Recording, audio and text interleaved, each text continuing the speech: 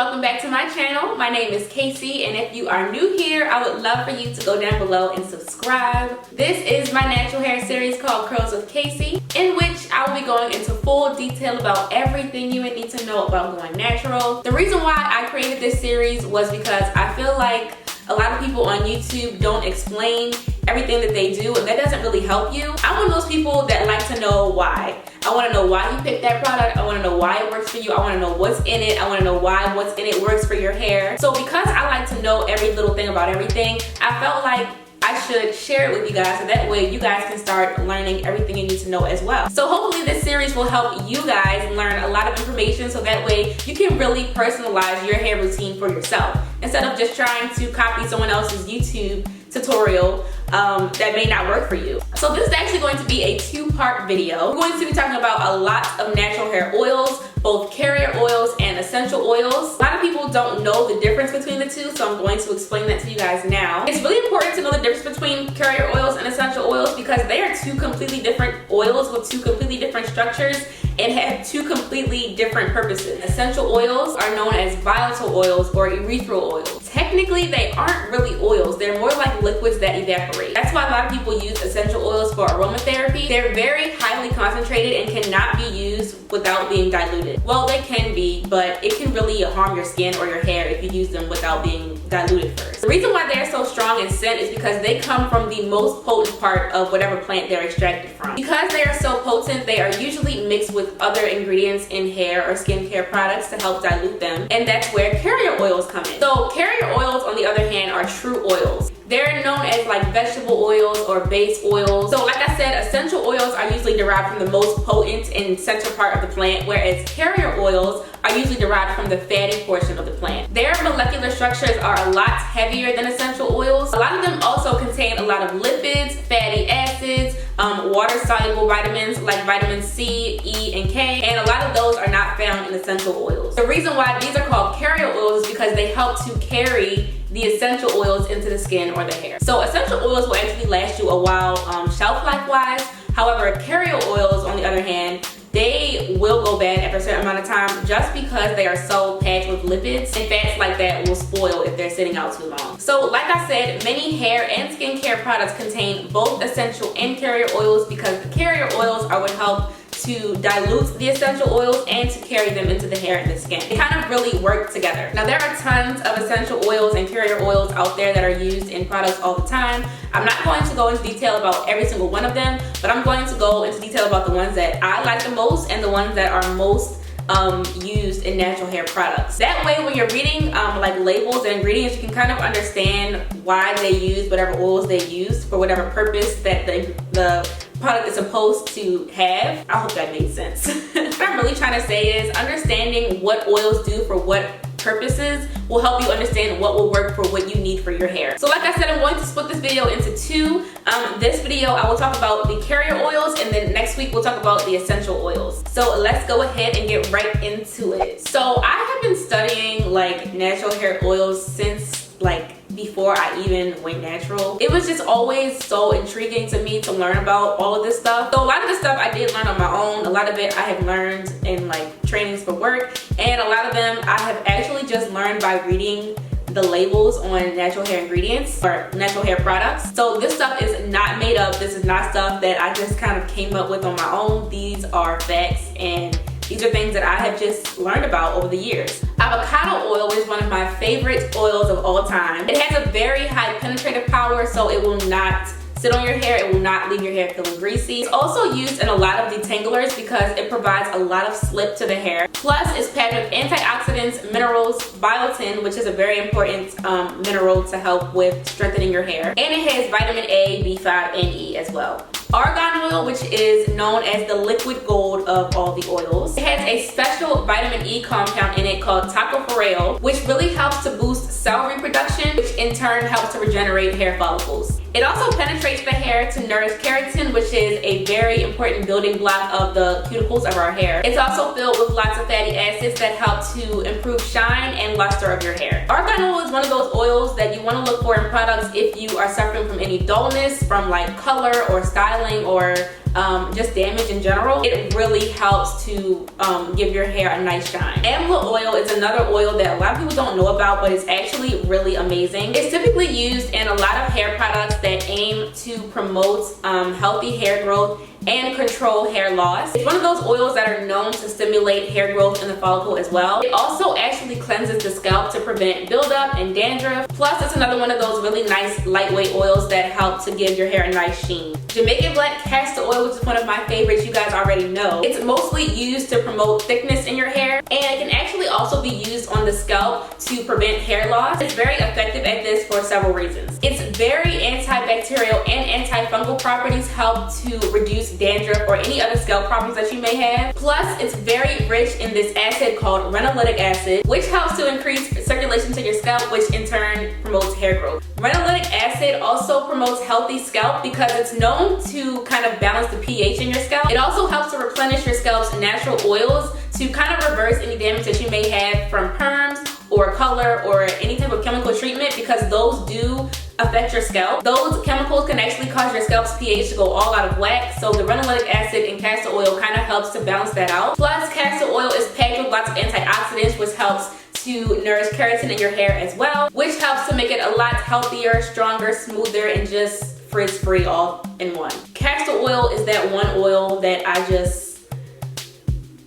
I rave about because it is amazing. Coconut oil is one of those oils that people either hate or they love. I personally love coconut oil, but not for the reason that a lot of people like it. A lot of people like coconut oil because they think it helps to moisturize their hair, which it does for some hair types. But for me personally, it does not moisturize my hair, and that's not why I use it. Coconut oil is actually the only oil that helps to reduce protein loss in your hair. Because my hair is so high porosity, it snaps easily, my cuticles are not really strong naturally, so coconut oil just really helps to prevent any type of loss in protein, which helps to make my hair stronger. It's usually a loss in protein that causes dryness or excessive breakage, and the lauric acid in coconut oil makes it a very high penetrative oil as well, so it will seep into your hair and it will not sit on top and make it greasy. And because it is so high penetrative, it can really get in there and provide your hair with minerals, vitamins, and fatty acids without weighing it down. I personally use it, like I said, as more like a booster and not a moisturizer. Some people use it as a moisturizer, but like I said, it does not work for me that way. Flaxseed oil is another amazing oil that is very highly slept on. Flaxseed oil is packed with omega-3 and fatty acids. It has biotin and vitamin C. All of these vitamins plus the fatty acids in flaxseed oil can really help to promote healthy hair growth. Plus, it can help alleviate a lot of common scalp problems like dandruff, eczema, paralysis, and all that stuff. The reason why it's so great for dandruff is because it is very high anti-inflammatory. It actually helps to stimulate the production of sebum on your scalp, preventing the dryness and the flaking and the dandruff. Sebum is the natural oil that our hair produces, by the way. So if you have oily hair, I would not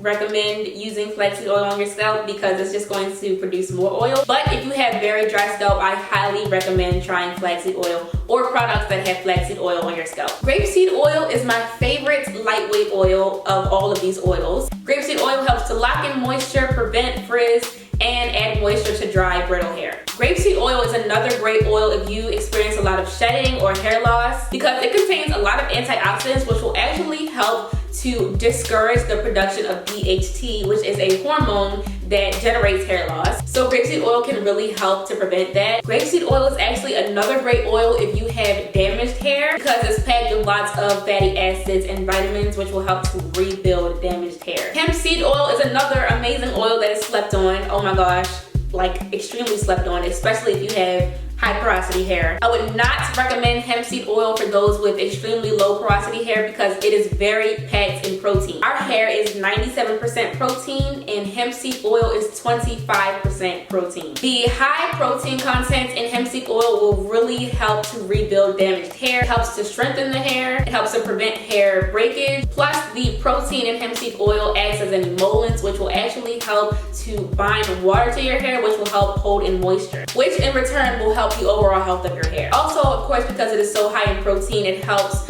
to nourish the natural keratin in your hair as well. The next oil is jojoba oil, and jojoba oil actually helps to control hair loss by encouraging it to produce new hair follicles. There are these glands in our hair. I cannot remember the actual name of these glands, but they have some type of scientific name, and these glands are inside of each hair follicle. As the hair shaft grows out of the follicle, it carries a coating of sebum to coat and protect the hair. The sebum and other debris can actually clog the follicle, which will actually prevent a smooth growth of hair. Jojoba oil can actually seep into the hair follicle and get rid of excess sebum. That helps to clear up the blockage of the follicle, which will help the hair grow a lot smoother. Jojoba oil is actually another great lightweight oil to use on the hair as well. It forms a very thin, waxy coat over the hair to prevent it from frizziness and dryness. It does not seep into the hair as well as some other oils like coconut oil or olive oil, but it more so acts like a sealant. It protects the hair. I personally would not suggest using jojoba oil as a moisturizer, like I said, because it does not moisturize. It protects, it seals, and of course it cleanses. Macadamia oil is another great oil for preventing breakage. It penetrates the hair and the scalp follicles to encourage a stronger elasticity of the hair. It's also packed with lots of vitamins and fatty acids, which will also help prevent frizz and smooth the hair. Neem seed oil is another great oil for the scalp if you have any type of scalp problems. It's another great antifungal and antibacterial oil. It has an amazingly high amount of antioxidants, which will help to not only repair the scalp but protect it from future damage. Neem seed oil also has regenerative properties, but helps to support healthy cell division, which in turn stimulates hair growth. It also contains lots of fatty acids that help to nourish and moisturize the hair. Olive oil is another oil that is packed with fatty acids and minerals and vitamins. If you use heat or color or chemicals a lot, olive oil should be your best friend. Because olive oil is an emollient, it's actually one of the best oils for penetrating the hair, which will actually improve your hair's shine and elasticity or strength. It's also really good for the scalp as well. Sunflower seed oil is packed with oleic acid, which is like the best acid for omega-9. And omega-9 acid is the best acid for hair growth. So products that you see that say like sesame seed oil or that say omega-9, they're going to be like probably the best and most beneficial for promoting hair growth. Sunflower seed oil also actually has lots of vitamins in it as well. Vitamin A, vitamin C, vitamin B, vitamin E. It has potassium, iron, calcium, and just lots of nutrients and minerals that are great for promoting healthy hair growth. Shea oil is another oil that I feel like a lot of people are sleeping on. Shea oil is another one of those oils that are just packed with lots of fatty acids and minerals, which makes it incredibly moisturizing for your hair strands. If you have lower porosity hair and you don't like using like heavy butters with shea butter, using shea oil will actually help you get all the benefits that you would get from shea butter in an oil form. It is still kind of thick in texture, but it's not as thick obviously as shea butter. Sweet almond oil is another great oil for light moisture. It also actually promotes softness in the hair. So products that you see that say sweet almond oil in it is probably going to aid in softness. Sweet almond oil is rich in vitamin A, vitamin B1, vitamin B6, and of course vitamin E, which is the most important vitamin for moisture. Any oil that is rich in vitamin E is going to be like major key for moisture and also stimulation of the follicles on your scalp. Baobab oil is one of those newer oils that a lot of people don't know about yet because it has just been kind of not discovered, but it's just now being included in a lot of natural hair products. Baobab oil is another one of those oils that helps to regenerate the hair and reverse any type of damage. It has vitamin A, vitamin D, vitamin E, plus omega-3, 6, and 9. So it's great for improving hair strength, elasticity, and just promoting healthy hair growth overall. Last but not least, Manoi oil is like coconut oil's bougie best friend. Manoi oil kind of offers the same type of benefits as coconut oil, but it smells 10 times better. It comes from Polynesia and it has a really sweet, just like pretty light scent. Manoi oil is also a lot lighter than coconut oil, so it has less of a greasy feeling. Just like coconut oil, it's rich in vitamin E and fatty acids and vitamins and minerals, which will help to prevent protein loss in the hair. So those are the carrier oils that I am the most familiar with and that I see the most often in natural ingredients and that I personally use the most often. There are some other ones, like miscellaneous ones, that aren't used that often, but these are like the ones you should know. Just like pay attention to these when you see them on natural hair ingredients. Think about what you are looking for your hair. Are you looking for strength? Are you looking for moisture? Are you looking for both? That's how you can really decide what oils will work best for your hair. Next week, I will talk about the essential oils, and I'll probably try to do like a DIY at-home oil treatment or something like that for you guys as well. So thank you guys so much for watching this video. Hopefully it was helpful to you and hopefully you learned something. Don't forget to subscribe to my channel if you have not already and give this video a thumbs up. Thanks again for watching, and I will see you all in my next video. Bye!